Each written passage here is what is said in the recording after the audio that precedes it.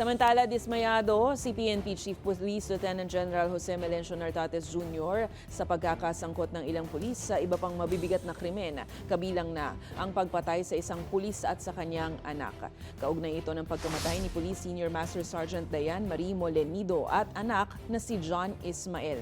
Sa isang press briefing, sinabi ni Nartates na masakit na may mga ganito pa ring insidente sa kabilangan ng hakbang ng pamahalaan para mapabuti ang kalagayan, sahod at kakayahan ng PNP. Natatandaang natagpuan ang bangkay ni Molenido sa Pulilan, Bulacan, January 24, habang na-recover ang bangkay ng kanyang anak sa Victoria, Tarlac noong 27.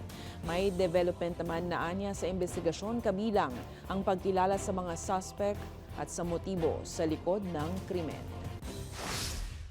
Rest assured that while you are sleeping, resting over the weekend, the police officers in front of you and the rest of policemen hanggang pababa ay nagtatrabaho to make our community safe and to make those people involved or have something to do with these cases ay to be held accountable.